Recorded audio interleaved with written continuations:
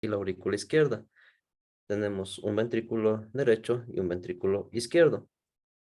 Dentro de estas cavidades, nosotros nos vamos a encontrar principalmente con dos válvulas auroventriculares que dividen las aurículas de los ventrículos, teniendo aquí la válvula tricúspide en la parte del ventrículo y la aurícula derecha, y detrás de esta, y acá en la parte de la aurícula y del ventrículo derecho, nos vamos a encontrar con la válvula sigmoidea, perdón, con la válvula bicúspide en la parte de estos aurículos y estos ventrículos.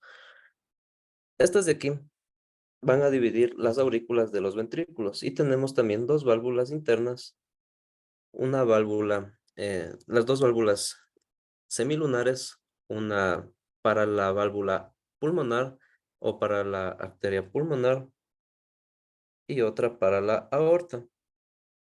Tenemos esta que se encuentra aquí. Estas son más fáciles de acordarse porque las dos semilunares corresponden principalmente a cada una de estas arterias, a la arteria, a la aorta y a la pulmonar. ¿Cómo se va a dar el paso de la sangre? ¿O cómo es el ritmo es, de la circulación sanguínea? Primero vamos a distinguir que en un estado de relajación van a ingresar la sangre que está desoxigenada por medio de la vena cava superior y de la cava inferior hacia la aurícula derecha. Ingresa en esta de aquí y la sangre que está del cuerpo desoxigenada entra por el ventrículo derecho en esta válvula de aquí, por la válvula tricúspide, hasta llenarse, y la sangre que viene en cambio oxigenada, que proviene de los pulmones, entra en el ventrículo izquierdo, desde la aurícula izquierda, por medio de las arterias pulmonares, de las venas y las arterias pulmonares. Esta de parte de aquí. Cuando los músculos de los ventrículos se van a contraer, van a empujar la sangre a través de las arterias hacia los pulmones y el resto del cuerpo, desde la parte baja de aquí, desde los dos ventrículos. En el caso de la sangre que se encuentra oxigenada, va a recorrer hacia el resto del cuerpo por medio de la aorta, y la sangre que entra al ventrículo derecho que se encuentra desoxigenada va a pasar por la vena pulmonar hacia hacia los pulmones. Déjame hago esto aquí. El corazón, cuando se relaja, justo antes de que las aurículas se contraigan, las aurículas se van a llenar de sangre que comienza a fluir de forma pasiva hacia los ventrículos. La forma pasiva va a permitir que nuevamente la sangre, por la contracción ventricular que se expulsó, ingrese hacia la aurícula derecha y hacia la aurícula izquierda, repitiendo este proceso de la contracción ventricular aproximadamente 100.000 veces al día, en un periodo de tiempo de 0,8 hasta 0,72, 78 segundos. Es muy rápida la contracción que se da entre estos dos de aquí. El primer sonido, que es característico de la sistólica, cuando las válvulas auroventriculares dan el paso hacia las válvulas sigmoideas o hacia las semilunares, donde que el primer sonido cardíaco que se presente es uno más alargado y un sonido mudo, por así decirlo. Y en el segundo latido o en el segundo sonido es más rápido cuando se cierran las válvulas semilunares, las que están aquí debajo, y las válvulas auroventriculares se vuelven a abrir. Este segundo sonido se da en la diástole. Estos son los dos procesos que vamos a encontrar aquí. Y de paso, me sirve para indicarles que el corazón va a trabajar como un marcapasos. En la parte de aquí, debajo de la vena cava superior, nosotros nos vamos a encontrar un nodo. Aquí no creo que esté visible. Déjenme ver. No, aquí está.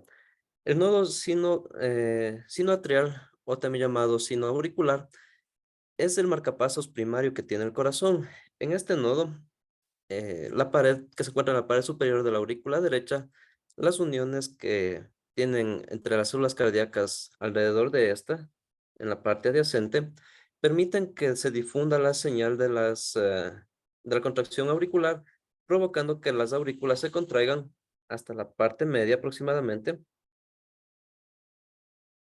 Y en esta división que ustedes encuentran aquí, en los tabiques interventriculares, se van a encontrar los fascículos y también con estas ramificaciones de las fibras de Purkinje. En la formación previa de estas, no creo que se pueda observar, más o menos por la mitad de entre esta, entre esta aurícula y entre este ventrículo, aquí se van a encontrar con el nodo auroventricular. Este nodo auroventricular es una masa más pequeña de células musculares que se organizan en la base de la aurícula derecha, y el impulso que se conduce lentamente por este nodo pospone brevemente la contracción ventricular. Este retraso de 0,3 segundos aproximadamente le da tiempo a las aurículas para completar la transferencia de sangre entre los ventrículos antes de que se inicie la contracción ventricular. Desde este nodo, la señal de la contracción se difunde a lo largo de los tractos especializados con las fibras musculares de contracción rápida, comenzando desde este fascículo intermedio de aquí hasta la parte de las fibras de Purkinje. Y estas fibras, en estos tramos que están ramificadas, eh, van a transmitir la señal eléctrica de la contracción hacia arriba dentro de las paredes ventriculares.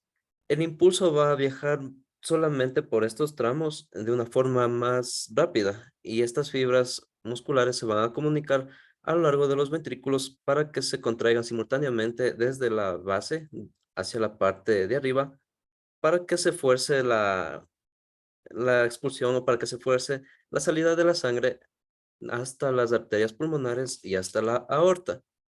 La señal que atraviesa estos fascículos principalmente em, van a favorecer esa contracción, van a favorecer ese impulso hacia las arterias. Y el tejido que va a separar las aurículas y los ventrículos, si ustedes observan aquí, las, las semilunares pulmonar y la aórtica, estas de aquí no son excitables, estas de aquí no tienen una, una terminación nerviosa que les permita hacer una repulsión o una contracción, sino que estas van a ir impulsadas por la presión que va a ejercer desde la parte ventricular. Es por eso que esa pulsación o ese impacto que genera la sangre a lo que sale se transmite en todas las arterias. De igual forma en las venas. Entonces, las ramas y los fascículos van a distribuirse solamente en esta parte inferior, en los ventrículos.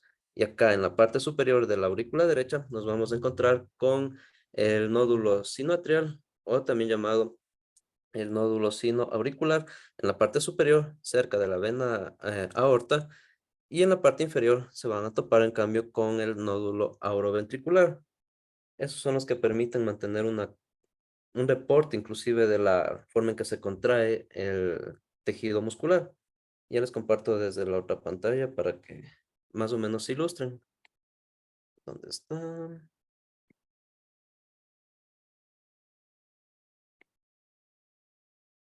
Acá. Estos nódulos de aquí van a iniciar los ciclos cardíacos como un marcapasos.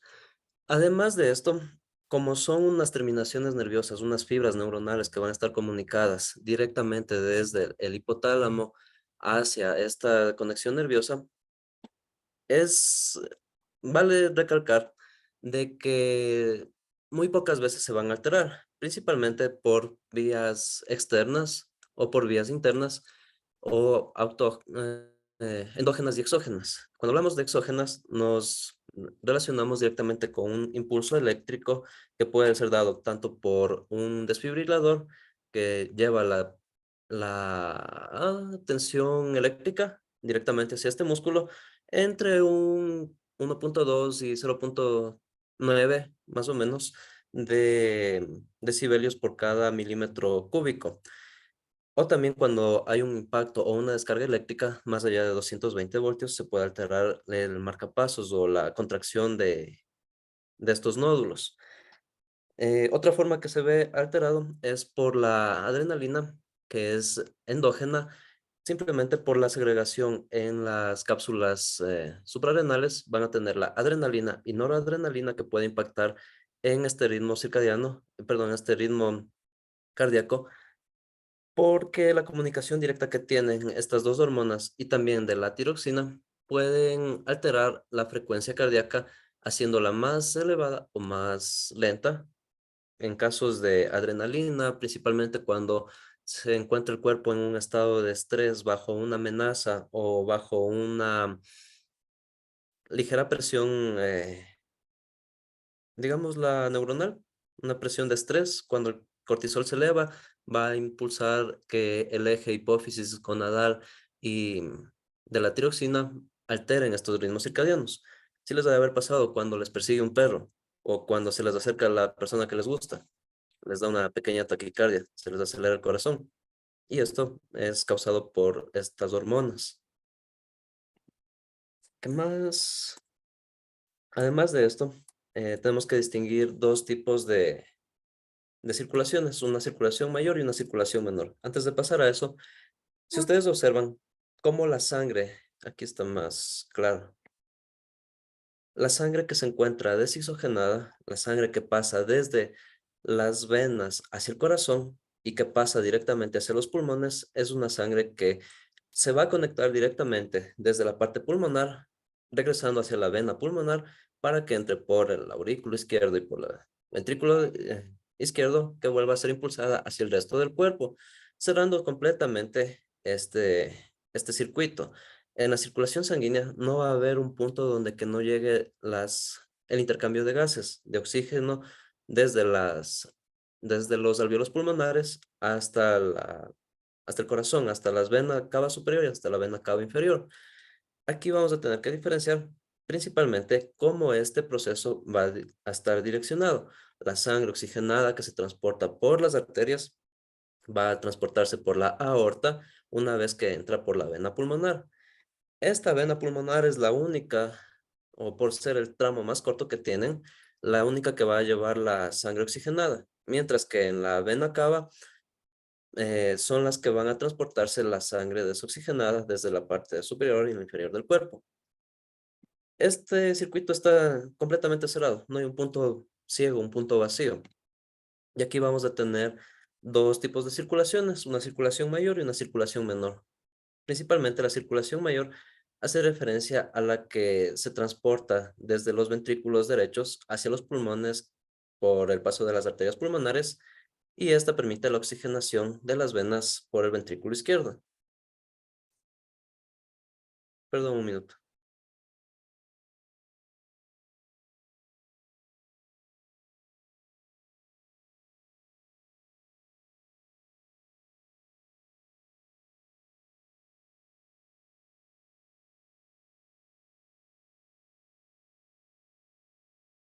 Les mencionaba, esta circulación menor es únicamente entre el corazón y los pulmones. En este tramo corto que tienen directamente por la conexión de las venas pulmonares, va a permitir que se pase la sangre oxigenada y la sangre desoxigenada a los alvéolos y que ésta pueda transportar el oxígeno, eliminar el dióxido de carbono y es un tramo más corto, es más chico. Mientras que en la circulación mayor la vamos a mencionar principalmente porque tiene una mayor trayectoria, tiene una mayor longitud que recorrer, ya que ésta se va a direccionar hacia todos em, los demás órganos y los demás tejidos del cuerpo, partiendo desde la arteria aorta, que lleva la sangre oxigenada y vuelve al corazón por medio de las venas cava superior e inferior. Aquí también se puede diferenciar por la distribución que estas tienen. La circulación menor va a estar destinada principalmente al plexo torácico, por los pulmones y hacia el cerebro, principalmente por la irrigación que tienen, ya les voy a indicar. Y la circulación mayor, en cambio, va a estar direccionada a la parte de los miembros superiores, brazos, codos, manos, etcétera, y del miembro inferior, desde la cavidad abdominal, la cavidad pélvica, y también los miembros de las piernas, muslos y pie. En cuanto a acá tenemos esto de aquí, lo que les mencionaba, lo del marcapasos. Si ustedes observan aquí, este nódulo que se encuentra por detrás y por debajo de la aorta, es el que se va a activar en una primera instancia. Este transmite la señal desde el nódulo sinoatrial hasta el nódulo auroventricular, y este se lleva por las fibras de Purkinje hacia los ventrículos izquierdo y derecho. Aquí, para las válvulas semilunares y para las válvulas auroventriculares, no tienen una terminación nerviosa. En esta parte es simplemente por física que van a interactuar. Y la forma en que se van a observar en los electrocardiogramas viene dado por unas ondas continuas, donde que la primera contracción es la despolarización de la aurícula cuando se manda el primer impulso, que viene dado con una letra P. En las letras Q, R y S, en este pico que se forma, es cuando la despolarización ventricular pasa hacia el nódulo auroventricular, en esta parte interior, y por las fibras de Purkinje, para que se pueda dar la contracción de los ventrículos, y la T, que es de la repolarización ventricular. Una vez que se termina la contracción de los dos ventrículos, recuerden que esta auroventricular se demora más o menos entre 0,3 segundos para que se complete el vaciado. Estas de aquí le permiten que una vez que se termine el vaciado, regresen por las fibras de Purkinje una contracción, y por la fuerza que ejercen estos dos ventrículos, por la presión que van a tener, impulsen la sangre por las arterias y por las venas, por la arteria aorta y por las arterias pulmonar y por la vena pulmonar. Si ya vimos un poco de la forma en que se relacionan los vasos sanguíneos, ustedes ya comprenderán que tienen una túnica o una envoltura externa o adventicia, una túnica media que le va a dar la forma sí, le va a dar la forma tubular hacia hacia estos vasos sanguíneos, y la túnica interna que va a estar relacionada principalmente por un endotelio, una fibra que va a recubrir para que se transporten por esas más fácilmente unas moléculas de tipo lipídico, principalmente el colesterol, el HDL y el LDL, además de que permite el paso simplificado por ósmosis de algunas hormonas. Otras fibras más pequeñas, pequeños desechos metabólicos, un poco más, un poco menos. Por eso es más delgada esta parte. En cambio, en las venas nos vamos a encontrar con una túnica adventicia más gruesa, y en este de aquí, al ser una túnica media más delgada que en las arterias, va a tener también unas válvulas, o va a tener unos topes como retrocesos que van a limitar que la sangre, por la presión que tiene tanto en la sístole como en la diástole, se regresen por esa vía, sino que los va a servir como un ligero tope. Y los capilares, que no son ni arterias ni venas, simplemente son capilares formados por tejido conjuntivo, y van a permitir el paso de venas hacia arterias para que lleven la sangre desoxigenada, perdón, desde arterias hacia venas para que lleven la sangre oxigenada a la desoxigenada, transmitiendo también nutrientes, desechos metabólicos, hormonas, compuestos orgánicos, sales, minerales, un montón de cosas se transmiten por ahí por los capilares, y estos son miles de miles dentro del cuerpo. En cada terminación de una arteria y de una vena va a haber la unión de estos. ¿Qué más? Aquí ustedes se encuentran con las principales venas de arterias. Las arterias generalmente se las dibuja en rojo, pero ya les indico mejor en la aplicación. A ver,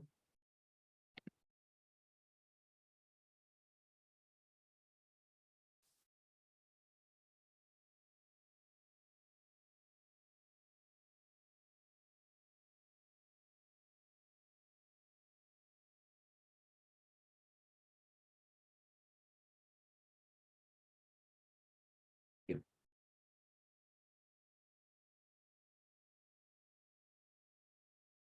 Listo. Aquí ustedes pueden observar las principales arterias y venas del cuerpo humano. Vamos a tener unas que van a estar irrigadas principalmente en la parte anterior de la columna vertebral para irrigar todas las bóvedas, la bóveda torácica, la bóveda abdominal, la abdominopélvica, incluyendo los órganos principales del estómago, del hígado y los riñones. En la parte superior nos vamos a encontrar con la división desde las clavículas por la parte anterosuperior, la irrigación para los miembros superiores e inferiores con las venas y arterias axiales, que van a estar relacionadas directamente con las terminaciones que vienen hacia la vena, hacia las arterias cubitales, a la radial y a la humeral, donde se toman principalmente el pulso. Y en la parte del cráneo, o en esta bóveda especialmente, tenemos tanto una vascularización externa. Aquí ustedes se van a encontrar con la arteria temporal, esta chiquita que está aquí, que también es un punto de toma de pulso. Y por dentro de esta, si ustedes observan en la cavidad endocranial, tienen un sinnúmero de vascularizaciones que permiten llevar una gran cantidad de nutrientes hacia este órgano que es uno de los más demandantes. También dentro de la cavidad bucal, ustedes se encuentran con una inervación que completa todo el circuito en la parte del esqueleto axial. Y en el esqueleto apendicular, en cambio, en los miembros superiores e inferiores, se van a encontrar aquí con la vena y con la arteria femoral, en la parte posterior de la tibial, que también sirven de puntos de toma del pulso. Y aquí en la parte del dorso del pie, también con una pequeña arteria que nos sirve para ir a ligar en la parte interna de los dedos. Como ustedes observan, aquí no se van a describir totalmente a los vasos sanguíneos cada uno de estos detallados, sino que se los estudia por separado, la parte de las arterias y la parte de las venas. Déjame retirar un poco de esto. No vale. No, volvamos a la presentación.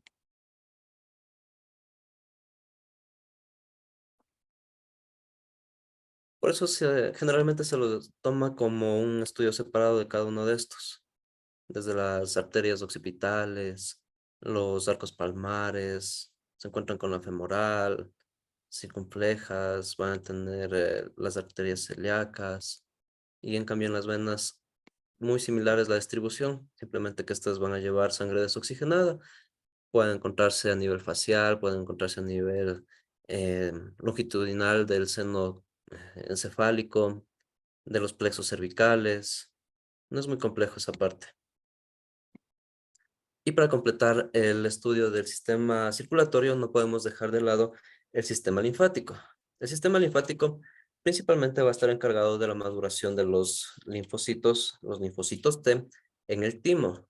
En un neonato, principalmente va a tener una coloración rosada hasta que da a luz la madre, y este se va a ir tornando a un tono grisáceo hasta los 2 o 3 años de edad aproximadamente, y este tiene la capacidad de madurar a los linfocitos en el timo, que se encuentra principalmente ubicado en la cavidad medial, junto a los pleurales, por detrás del tórax, eh, por detrás del esternón, por delante del corazón y de la tráquea, en forma de de un órgano en forma de H, que se va a encargar de la distribución de estos linfocitos hasta la edad madura, cuando empieza a atrofiarse, madurando de linfocitos a linfocitos T, pasa a madurarlos de linfocitos T a linfocitos B. Este órgano es quizás uno de los más importantes dentro del sistema linfático y uno de los de mayor cuidado, principalmente porque se encarga de la regulación y de la expresión de las células cancerígenas. Las células que se reproducen sin control van a ser atacadas por estos linfocitos, y estos van a estar vinculados con este órgano, con la maduración de este. Además de esto, nos vamos a encontrar con el vaso. Déjenme ver si es que hay en esta aplicación. En el vaso, en cambio, que se lo ubica en la cavidad abdominal delante, y no, en la parte profunda del abdomen, por detrás de este sistema nervioso, respiratorio, digestivo, urinario, linfático. Sí, linfático, ya les indico. Ah, ahí no estoy compartiendo pantalla.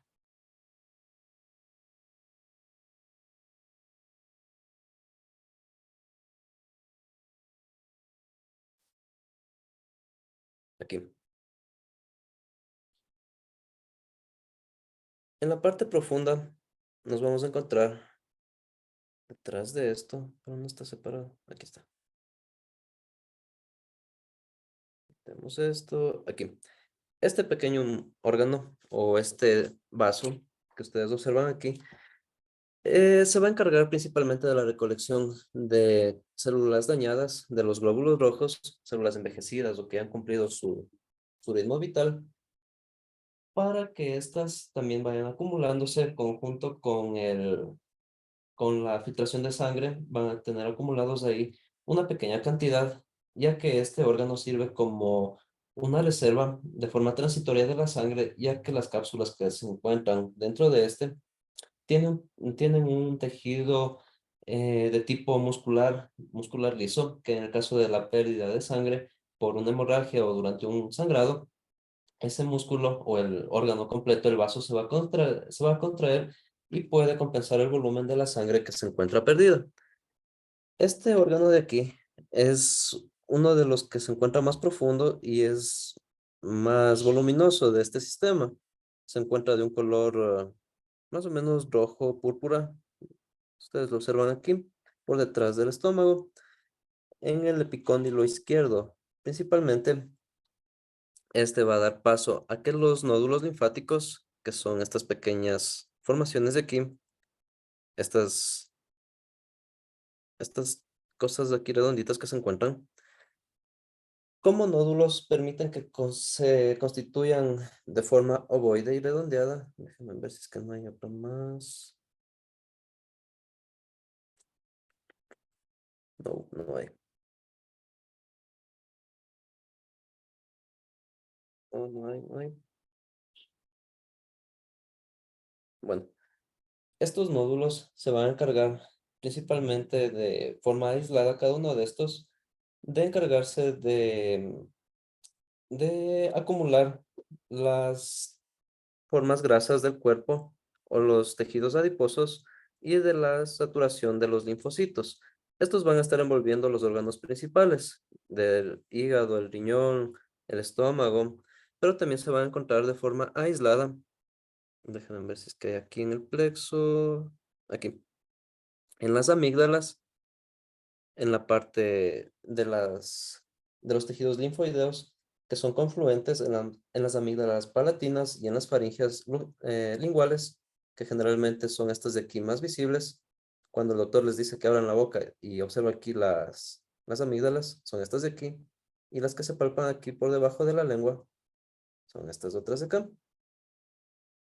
Y los folículos linfáticos que van a estar agregados en el ilión y en el apéndice sacal, es decir, por la parte interna de estos, formando unos ganglios que van a estar principalmente ligados aquí en las arterias axiales y en las arterias femorales.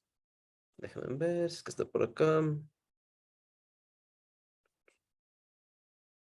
Aquí, en la parte inferior, principalmente en la ingle.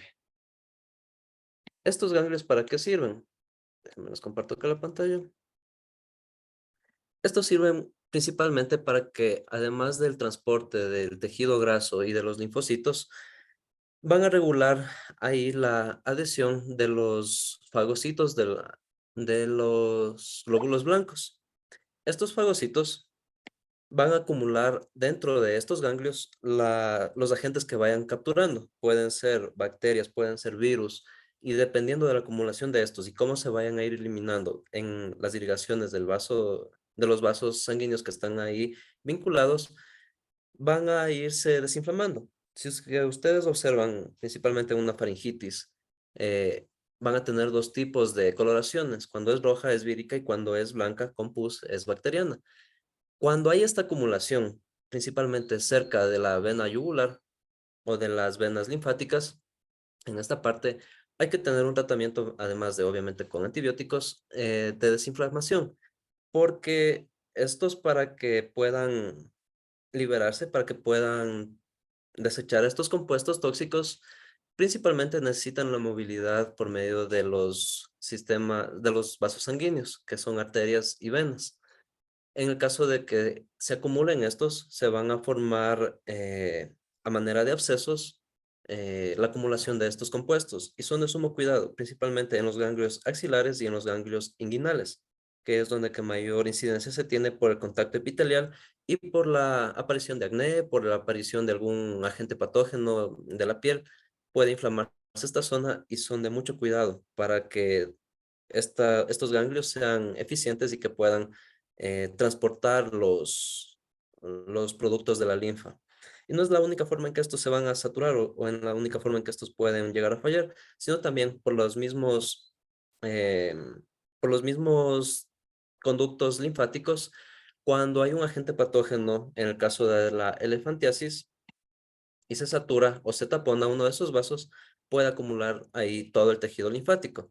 Puede ser sangre acumulada con algún patógeno y principalmente las células blancas, los linfocitos, que ya van a estar operando y no pueden transportarse. Esta es una imagen muy, muy suave para que lo comparen. Si que ustedes googlean elefantiasis, ahí se van a dar cuenta y que no es solamente en el pie, sino que pueden ser en otras partes del cuerpo. Eso con el tema de los ganglios. Hay que tener mucho cuidado con este sistema linfático y al no tener una acción contráctil como el corazón o como las arterias y las venas, va a responder principalmente a las demandas propias de estos vasos linfáticos y también a la acción móvil del cuerpo. Esto principalmente dado por la tarea de la gravedad. Puede ser activado mediante saltos cortos cuando suben una grada, cuando van bajando gradas o cuando saltan la cuerda. Es una forma que tiene de activarse este sistema para hacerlo a breves rasgos, a breves modos. Porque la parte del timo y del vaso que se encuentran fijos necesitan esa movilidad o ese impulso para que pueda confluir toda la linfa. Y la presión sanguínea. La presión sanguínea generalmente se la toma con un tensiómetro que es más conocido así que como un esfingomanómetro. Ustedes van a colocar la banda en el tercio medio axial del brazo, en la parte de aquí, colocan aquí la banda y se insufla con una válvula que está indicando la presión arterial en milímetros de mercurio. Esto puede variar principalmente por la temperatura y por la elevación. ¿Y cómo se toma la presión arterial? Principalmente con el sujeto sentado. Se le pide que coloque el brazo a la altura del corazón sobre una mesa, sobre un apoyo, y esto tiene que insuflarse más o menos hasta lo que yo les recomiendo, 135, 140, que es una presión adecuada, donde ustedes van a poder detectar la sistólica, que es variante. En un adulto a la de un infante es muy distinta.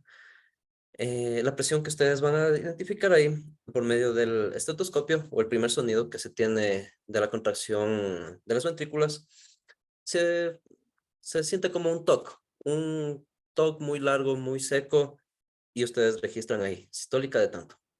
Una vez que van liberando la presión de esta manga, se va escuchando hasta la última pulsación, que igual la tienen que ir apuntando en la distólica. Y rangos normales en las personas adultas va entre 110, 120 y 60, 80 aproximadamente. En el caso de las personas que sufren de la presión arterial o que tienen alguna cardiopatía, se les pregunta antes principalmente para regular el sistema cardíaco, unos 5 o 3 minutos aproximadamente, sin hacer actividad física. ¿Y qué más? ¿Qué más se hace ahí? Eso. En neonatos hay una banda pequeña, una más chiquitita, que mide la mitad prácticamente, y si no se la toma en la parte del brazo, regularmente hay otra técnica que es en la pierna, cuando son más chiquitos, pero son muy pocos los casos.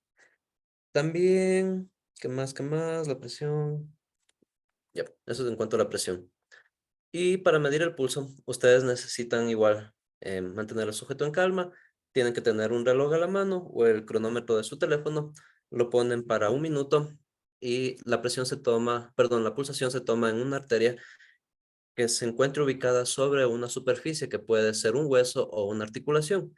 Las más fáciles tienen ustedes aquí en la carótida, junto a la tráquea, en la radial, en la parte interna de la muñeca, la humeral, que se encuentra en la terminación del codo, entre el brazo y el antebrazo, aquí en el codo.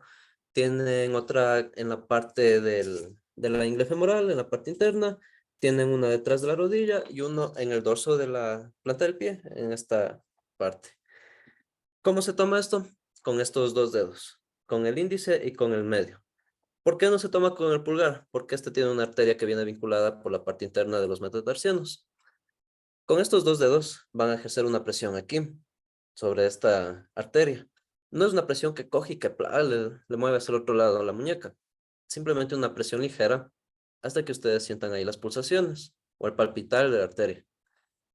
Este dedo de pulgar se tiene un vicio de la toma del pulso, que generalmente se lo coloca en la parte posterior, pero puede llevar a una confusión por la presión misma que puede ejercer este. Como recomendación, déjenlo libre. Este de aquí no hace nada. Aquí, aquí, aquí, en cualquier parte que vayan a tomar. Y en el caso de los servicios sanitarios en el que ustedes se encuentran en enfermería, tómenlo por 60 segundos, es lo recomendable. En el caso de las emergencias médicas, se acorta ese tiempo a 15 segundos o hasta 30 segundos máximo, porque en una emergencia médica siempre los segundos cuentan. Ahí simplemente se multiplica por 4 o por 2 y ese es el rango de error, más 4 o más 2, más menos 4 más menos 2 pulsaciones por minuto. La forma en que ustedes también pueden encontrar alteraciones de estas, que pueden ir en un adulto normal entre 80 y 70, 90 dependiendo de la edad, actividad física, etcétera, van a tener principalmente dos alteraciones. Una taquicardia, que es por sobre estos rangos, llegando de 120 hasta 160 aproximadamente, y una bradicardia, en cambio, que es todo lo contrario, por debajo de esas pulsaciones que pueden ser entre 50 a 60 pulsaciones más o menos por minuto, que nos indica que tiene una deficiencia cardíaca. Esas dos son las principales alteraciones que se encuentran al medir el pulso. Son sencillas y esto de aquí, tanto la toma del pulso como la presión sanguínea, lo van a hacer por toda su vida un profesional hasta que se jubilen prácticamente. Son los dos signos vitales más básicos, además de la temperatura, estatura y peso que se dan para el tratamiento del paciente en cualquier situación, sea en cuidados intensivos, en emergencia, en neonatología, en cualquier área. Siempre van a tener eso. Eso en cuanto al tema del sistema circulatorio. Yo había cambiado esta pregunta. O eso es para el examen. No me acuerdo. Bueno, preguntas acerca del sistema circulatorio. No es tan complicado este. Este es facilito. Anthony, Eh, Mi pregunta es, como el corazón hay dos contracciones, las auriculares y ventriculares, cuando nosotros sentimos el pulso, ¿qué contracción sentimos? la Pues, ventricular, cuando la sangre se expulsa del corazón. En la contracción ventricular, cuando esta va a salir por la arteria aorta, perdón, por la... Ah, no, sí. Bueno, entran por la vena aorta, pero va a salir por la parte de las arterias y las venas pulmonares. Entonces, en esta de aquí, cuando se expulsa la sangre, en la segunda contracción del ventrículo, ahí, en esa pulsación, déjenme ver que está acá el eléctrico, aquí. En este impulso que tiene de llevar la sangre hacia afuera, es la misma presión y es la misma fuerza que tiene para llevarse por todas las arterias la pulsación de aquí Es la misma pulsación que tienen esta de aquí con esta de acá. Sino que acá es más difícil de detectar si no es como un estetoscopio, sino acá es más fácil. Ujú. dice, y también cuando tomamos la presión que se toma es de las contracciones ventriculares también, ¿no es cierto? Sí, es la presión arterial. ¿Ves? Eso dice las arterias. Y eso sí les recomiendo, no sobrepasen de 135 o 140 porque pueden dañarle o pueden romperle la arteria, donde sea que vayan a tomar, principalmente aquí en la humeral. Y no se fíen tampoco de los tensiómetros digitales, los electrónicos que se insuflan solitos y les marca un rango, un valor. Esos tienen un error, pero de más menos 5 más menos 10 aproximadamente, dependiendo de la marca. Por eso nada mejor que la vieja escuela y acostumbrar el oído.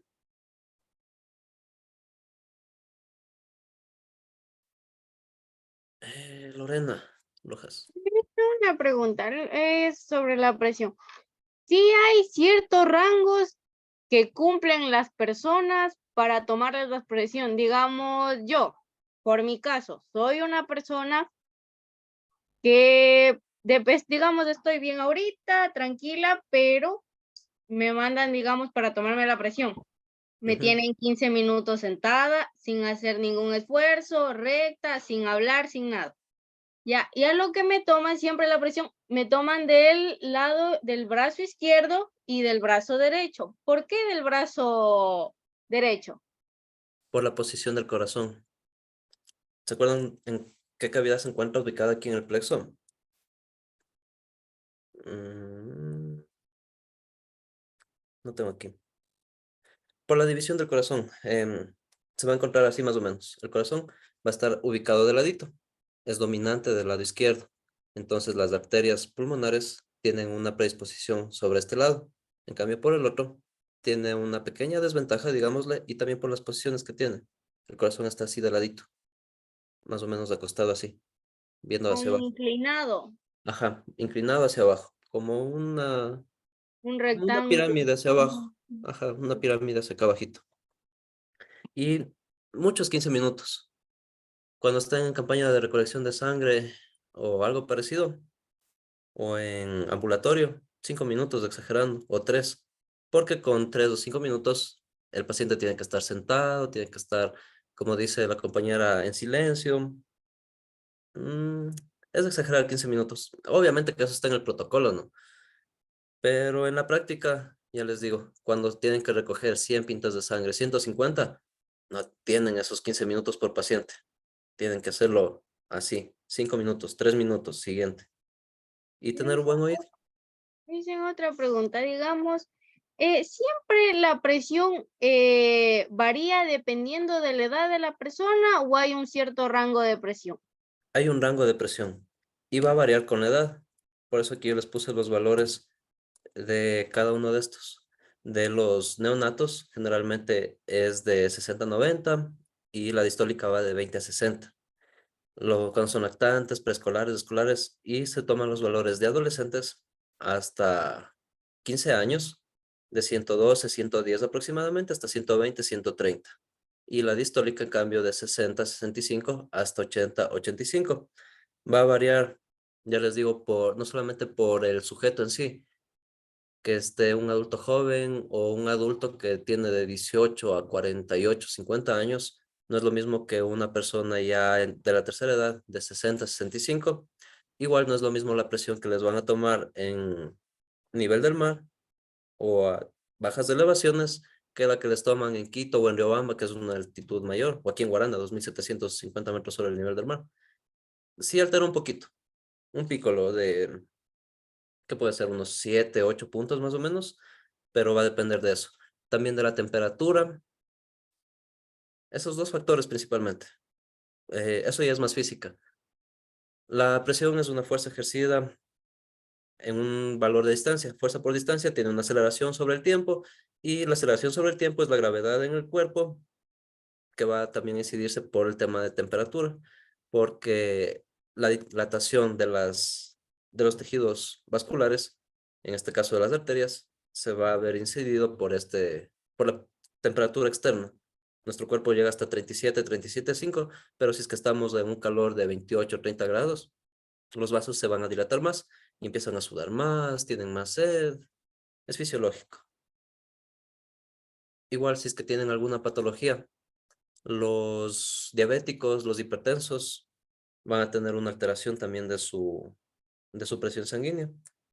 Entonces, licenciado, fuera así, digamos, hay en familias que sufren problemas de diabetes, ya. Y digamos, justo no todos, pero le toca, digamos, póngame de ejemplo yo, me toca a mí. Y mi presión es de 135/80 y así. Es, digamos, justo por eso, Depende de la diabetes. Si es que es diabetes digamos, tipo 1, esa tipo 2. persona no tiene diabetes, pero sufre con esa presión. 130. Está dentro del rango normal, o sea, está en el límite de lo normal. Pero si es que hay incidencia de esas patologías hereditarias, tocaría ver si es que es diabetes tipo 1, tipo 2 o una resistencia a la insulina. La alimentación previa a la toma del examen y las condiciones que tienen que ser regulares. Es como tomar una foto. Tienen que tomarle a la misma hora en las mismas condiciones y bajo el mismo espectro. Si es que se toma la presión un día en Guayaquil y otro en Quito, va a ser distinta. Si es que se toma un día que vino desayunando cereales con leche, va a ser distinta a la que viene pegándose con un bolón con bistec. Es distinto, tanto por la insulina y por el glucagón.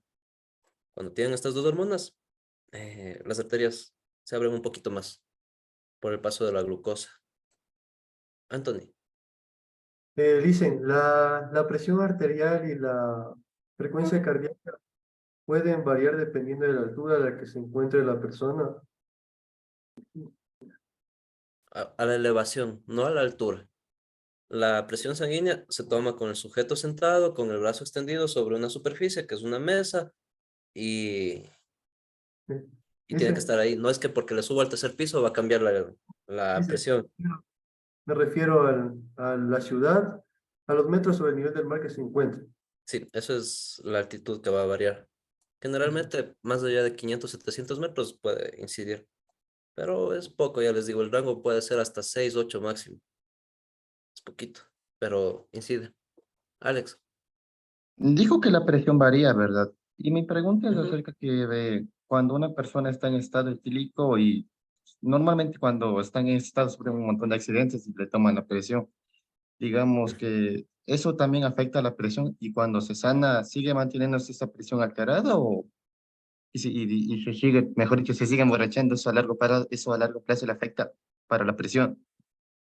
De hecho, sí, el alcohol es un neurotóxico que va a incidir tanto por la parte sinoauricular, donde que va a hacer la contracción más rápida, porque el cuerpo lo que necesita es filtrar, o la prioridad es eliminar ese tóxico. A nivel hepático, va a dirigirse la sangre hacia este órgano, hacia el hígado, llevándola con mayor frecuencia y con mayor rapidez para que se pueda filtrar y se pueda eliminar dentro del cuerpo. Es por eso que sí les han de haber visto cómo la temperatura también cambia a nivel endógeno del cuerpo, también se ve afectado por el alcohol.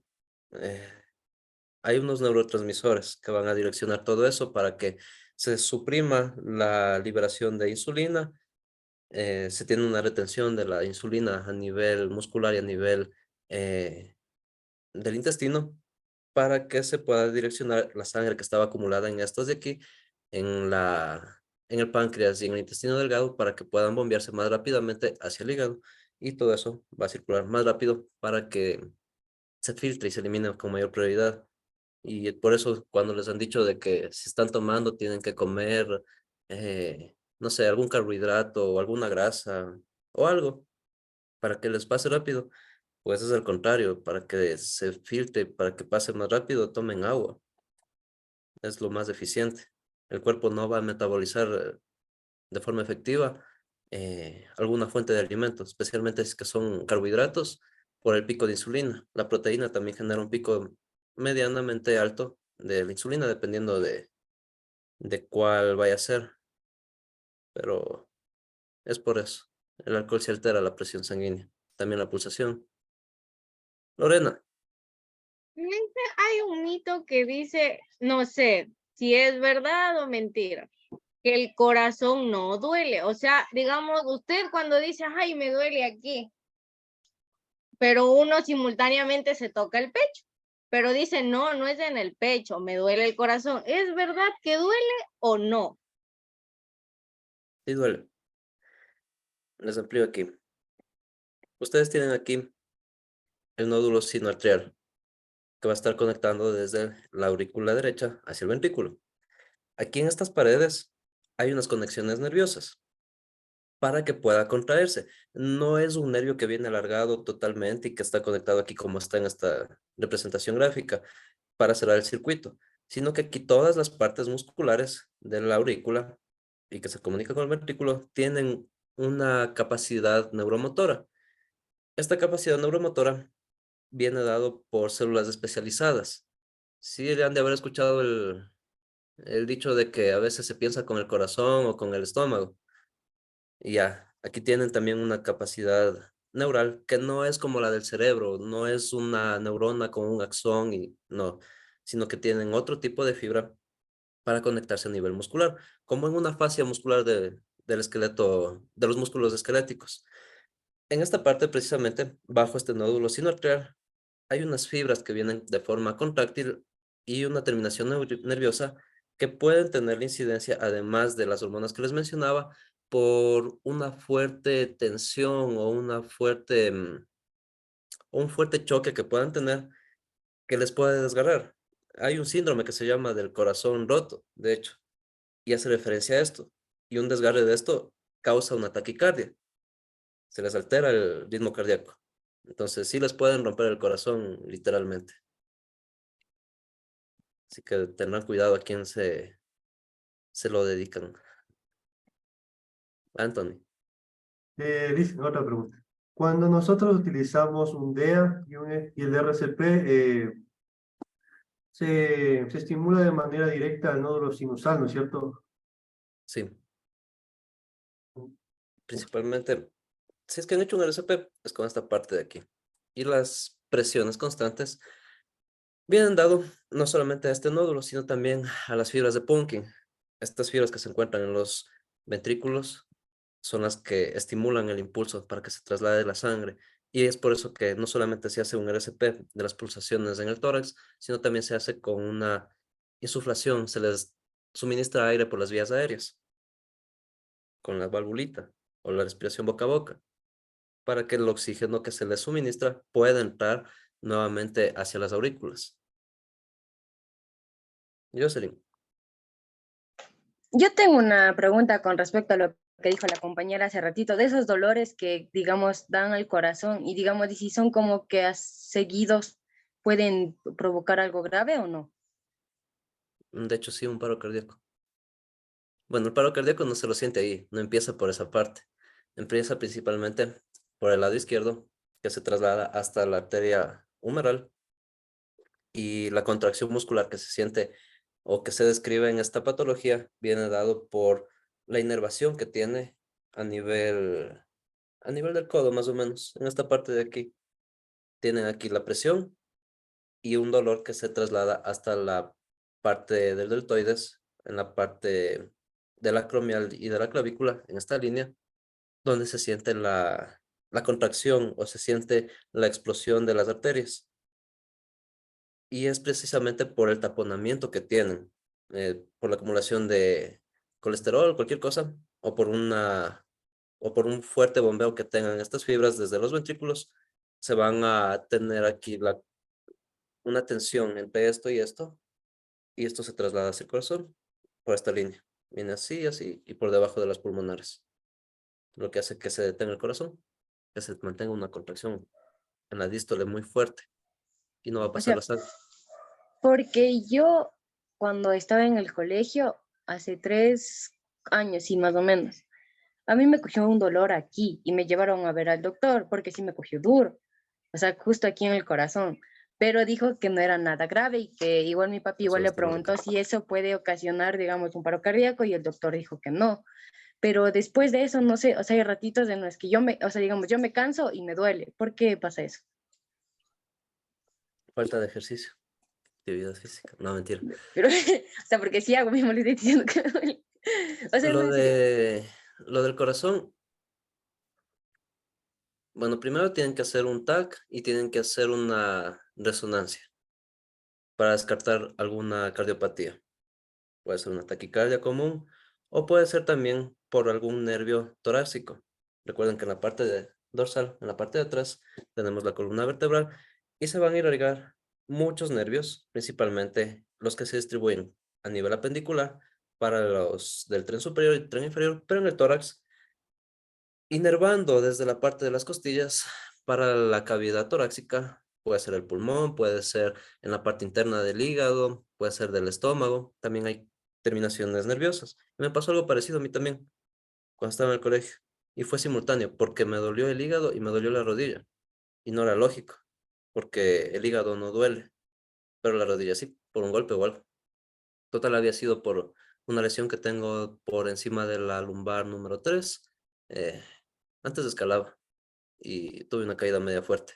Entonces, imagínense, de lo que sube el dolor desde la lumbar hasta acá, hasta el hígado, no tenía sentido y mucho menos de la rodilla, pero fue por eso.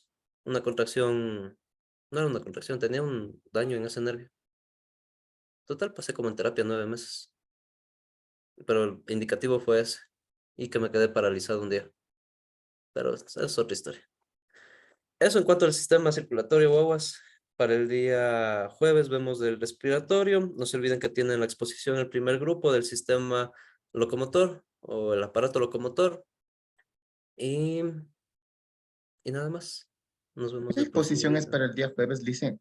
Sí, ya les voy a compartir al WhatsApp y en la plataforma los temas de los 3 primeros grupos para que ustedes también tengan eh, los temas de investigación. Ahorita mismo les mando una captura porque si no, luego me olvido. Listen, y el caso de estudio lo hacemos en Word, ¿verdad? Sí, el documento de investigación lo hacen en Word, normas APA, bien centraditos y faltas ortográficas. Si es que me mandan faltas ortográficas en el de investigación hecho en Word. Por cada falta les voy a mandar a repetir 100,000 veces. No, 100 veces nomás. Y les voy bajando puntos. Ustedes son enfermería del BEM. Dice, ¿Cuántas palabras el- tiene tener ese estudio del caso, Lice? Hoy no me voy a poner a contar palabras. Una extensión normal puede ser entre 5 o 6 páginas. No es mucho. Listo, guaguas. Que tengan una buena tarde y un buen comienzo de semana. Se me cuidan. Dice, Ujú. dijo que este jueves nos va a habilitar las aulas virtuales para subir los demás trabajos que no hemos alcanzado a subir, ¿verdad? El próximo jueves, antes de Ya, exámenes. dice, ya les. ¿y el work que tenemos que hacer es solo del estudio de casos o también de todos los temas que para la presentación? De todos los temas para la presentación. En un solo documento los temas y el estudio de casos. Sí, Ya, ya, gracias. listo, guaguas. Adiós, cuídense. Gracias, Licen.